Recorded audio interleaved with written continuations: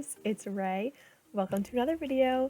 Today I'm doing a speed build that I'm really excited to share with you guys because it is the first build that I'm doing for the second Spark Challenge. I still haven't decided if I'm going to do any more for this one because the last Spark Challenge there was a bunch of different options for like the destination weddings that they gave you. So you could have done like, I think it was desert slash casino, jungle. I don't even remember them when I did them. But so there were a bunch of different kind of versions of like, or like themes that you could do for your build. And for this one, they didn't really give you any specific ones, which I like because it was more open-ended. But I also feel like I don't have as much like inspiration. So I don't know if I'm going to do any more. But I mean, we'll see if I feel inspired, because if I do, I'm definitely, going to build another house. But for this Sparked Challenge requirement, like for the topic of it, is basically like golden age. So you need to build a house for your like retired or like elderly kind of sim to live in, and you have to give them a hobby in one room of the house, kind of like a special hobby for them. So I didn't know what I was actually going to build, like what hobby I was going to do when I started this build. I was just like, okay, first of all, I need the house to pop. I need it to like look nice from the outside. That's the most important thing, because I think like 30% of your points just from this like build challenge comes from like, wow factor, like when you first look at it, basically like initial impression. So I was like, first priority, I got to make the outside look good. And as you know, that's, as a builder, that's what I strive for anyways. That's what I always go for. So I was like, okay, I'm not going to worry about the theme yet, that I'm going to have this look nice. And then once I started figuring out kind of the interior layout, I kind of figured out what I wanted to do. I hope this doesn't like isn't bad, like disqualifying me or anything, but basically, it said to have one room of the house fit the hobby. I had like four, like I had four, man. I don't know, that's bad, but I had so many extra rooms because it's such a big house, especially for like a singular sim to live in. Like I imagined only one sim living in this house, but if there is only one, there's 3 extra bedrooms because this is a 4-bedroom house and a 5-bathroom house. So you obviously could fit more sims in this, but I imagined one elderly retired lady living here, and she was really successful in her career. So she made a lot of money. That's why she has a super nice house. But she is allergic. She has seasonal allergies, so she can't go outside, but she loves nature and she loves plants.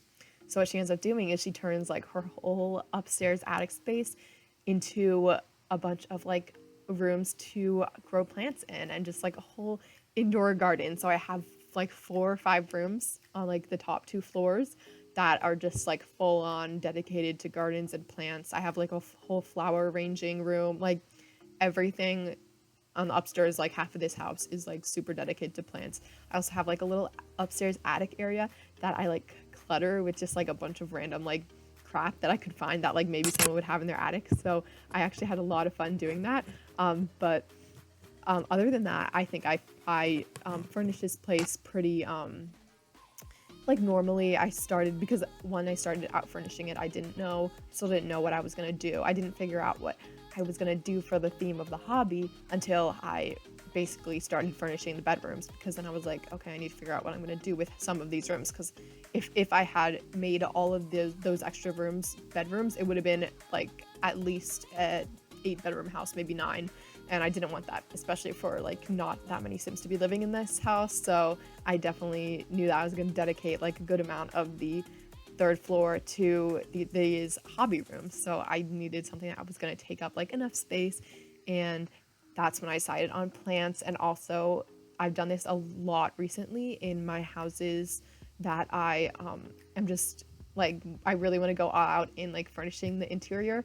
I kind of like build a basement and then I delete it so that you can like, when you open like the open area when you enter, you can like go downstairs or you can go upstairs, and it just leaves a super like open floor plan. Like you can look up through the ceiling and see like 3 stories above you, and I just really like that. So I definitely wanted to do that in this house, and it was perfect because all that open area up and down, that left us room to put in like trees. So I full on put trees inside of the house. Like it was crazy. Anyways, I had a lot of fun doing this, and this actually required a lot of gameplay because you'll see later I have to put in plants in the planter pots. So you can go onto the menu and use the bb.show hidden objects cheat to get the trees that are like fully grown, but you can't get any other plants. And I really wanted some flowers and some herbs and just like fruits and vegetables to put in the planters. But what I had to do is I had to, move a sim onto the slot and have her like plant them. And then I used the cheat I had testing cheats true on, and then I shifted and then clicked it at the same time. And the options popped up for you to like change the stage of it. So I just made all the plants mature so that it looked like it was like, a blossoming garden. So that was a lot of fun. I haven't really done anything like that. I usually don't move a sim onto the lots that I'm building on. I haven't done that until recently because I've been using Tool, and you need to be in live mode to use Tool. But for this build, I was not allowed to use Tool. So that was one of my major worries because I've gotten so used to it. I've gotten spoiled since I installed it probably about maybe a month ago. I've been super, super into it now. I like couldn't even imagine living without it. And you're not allowed to use any Moz CC in these Spark to Build challenges. So I was like, oh no, this might be an issue. But I was able to work around it. A main thing that I was worried about is just elevating the tools up and down. So what I ended up doing is, you can see on the right side of this build how it's super, super sloped. I didn't want that like ugly brown terrain paint showing up. So what I did is I used debug walls, and instead of using Tool to lower it down into the terrain, what I used is I placed them into the basement area and then I raised them up. So what I ended up being able to do is, without using Tool, I was able to kind of mimic the walls and make it look like they're built into the ground, but basically they're coming up. The game thinks they're coming up from the basement up a level. So they still cover the same area, but you don't need a mod to place them there. So I'm really glad I figured out how to do it in a way without the Tool mod. And I'm kind of mad now because I'm like, wow, if I'd realized that before, like I knew it was a thing. I've done it before with other things, but I never really used it in that way.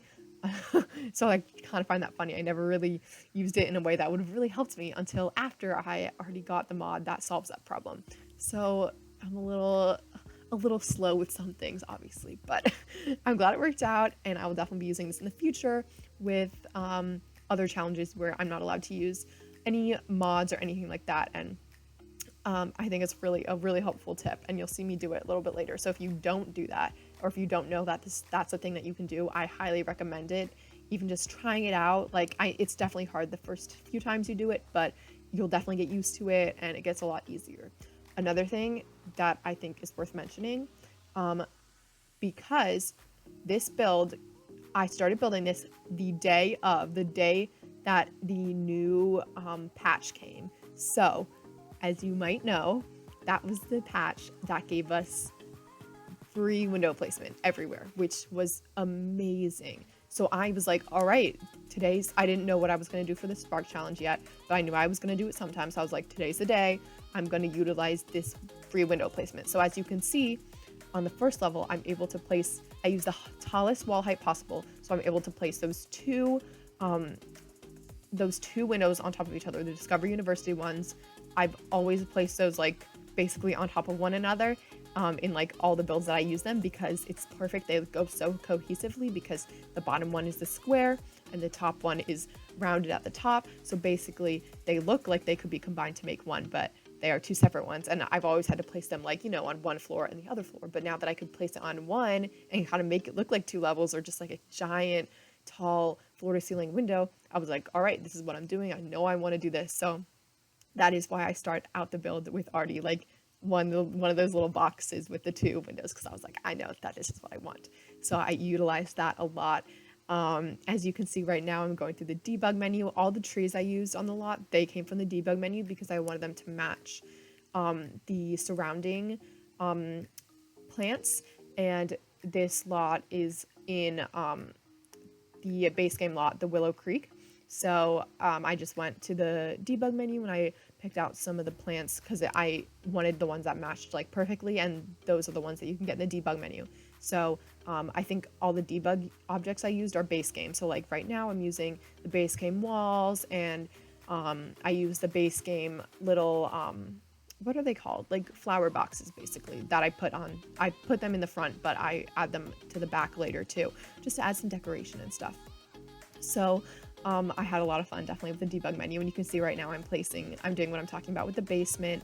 And the best part is you don't even need to have, you need a basement technically underneath to get to access down there to like move down a level so you can see the things underneath, but you don't need a basement everywhere where you're placing it, and you shouldn't have a basement there because if you'll see like if I place one of those walls inside of the room, it'll turn black because it thinks it's like in a room, but if it's just on the grid then it doesn't recognize that it's like in a room because it's not, so it'll be lit normally. So I definitely recommend if you're doing this at a room, then you don't have to have your objects underground be in that room.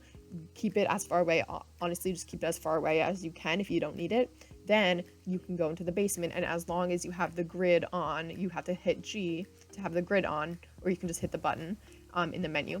As long as it's on, then you can go underneath and you can free place the debug objects wherever you want. If the grid isn't on, then you're going to have an issue. It might only want to place it inside the room, but as long as you have the grid on, you can place it freely anywhere underground in the lot. So that was really helpful. For as long as I've been building The Sims, I didn't even realize that was a thing. So honestly, I learned a lot about building it just in this build. So it's kind of interesting to, you know, kind of have to go without like a mod for once. And I don't even know how I did it for the past however many years I've been building, but I don't know. I guess when you get used to it, you know, you get a little spoiled. So that's what happened to me. But so like I said, this sim is a gardener, and I basically, at the first level, you wouldn't be able to tell. I kind of wanted to make it like a surprise thing, like at the very like top part of the house. So you walk in, it's basically decorated pretty normally. There is a living room. I made a custom fireplace, and I did that using the lights from Island Living. They're the outdoor lights, because at night what happens is they like blow fire. So I sized them super far down. I placed a ton of them in like one little area in like this enclosed room. Then I put windows in it, and then I put like rocks and stuff to cover up the actual lights, so it just looks like fire blowing through. And that's another reason why I really wanted to be able to go into live mode while building this house, because I couldn't see what the fire effect had unless I went into the actual live mode to see the fire, you know, moving and stuff. So that was also really important for me. But getting off track a little bit there. Back to the house.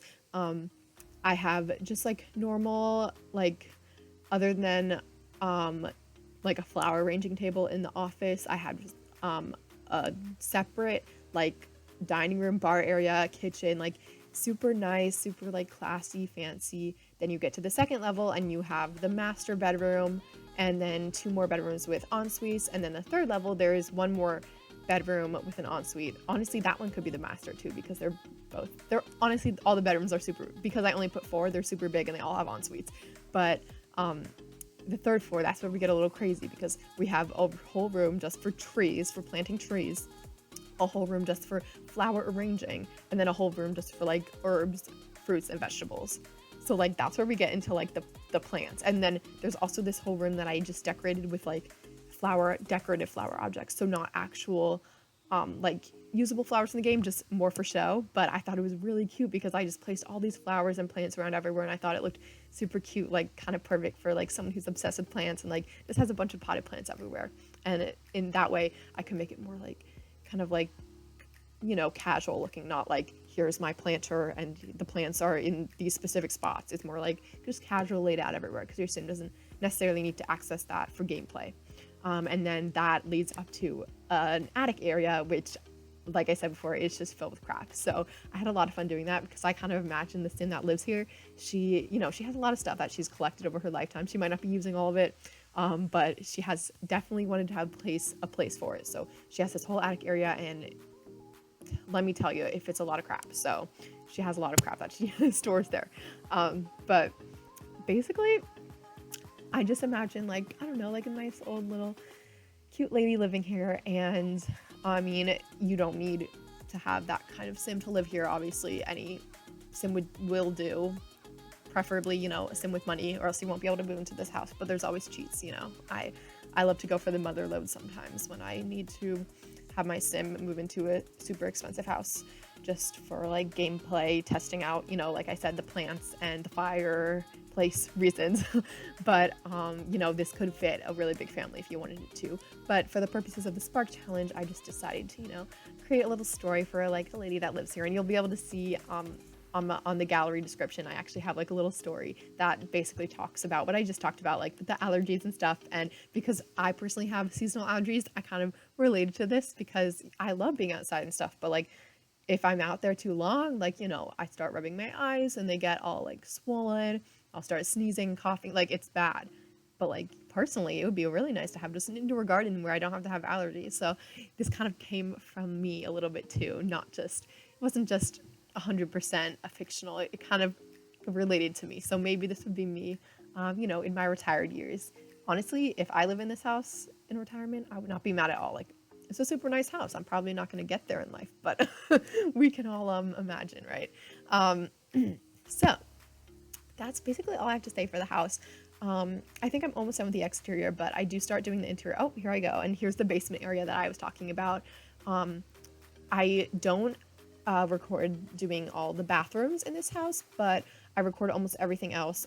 I also have like, there were two kind of little areas in the entrance. So one of them I use as a bathroom, but then the other one I didn't know what to put in there. So I put like spa day like massage tables, because like why not? Like maybe this lady, she's just super like high end, like, you know, she does that self-care, like she can afford it. So she's gonna have like massage chairs in here. In the basement there's like a whole sauna situation going on. There's like a whole pool.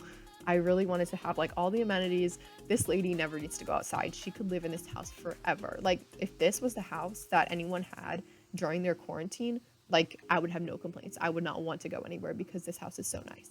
Anyways, I really hope you guys enjoyed this video. Let me know if you like it, and if you have any other like ideas that you want me to do. Like I'm thinking about possibly doing another build for the Spark Challenge, just because like I said, I did I think 4 builds for the last Spark Challenge, because they said you can enter as many as you like. And honestly, I'm going to enter as many like as I can fit in the time frame, honestly, because I mean, I like getting inspiration for builds, and if this is like something that I can like work off of and that gives me ideas and nice things to build, I'm gonna go off of it, because obviously like why wouldn't I? So I'm gonna think about doing it. I don't know what else I would do, but if I am gonna do something else, I'm gonna make it like, you know, kind of extra, like I did with this. I want to like go for it, you know. I want it to be big, basically. So yeah, I don't know if I want to commit to anything yet, but I mean, I can always start it, and if I don't like the way it's going, then I can, you know, just scrap it or whatever. I almost gave up on this house a few times. It took me like 3 times after starting it to build it. But I'm glad it worked out. I really like it, and I think it's super cute, and just at least from like the front, I think it's like one of the most visually appealing houses that I've ever built, so I'm kind of proud of it. And if you like it, you can definitely check it out on the gallery. Let me know what you think of it, and let me know if you want me to do any other Spark Challenge builds, at least for this specific challenge, for the Golden Age Challenge.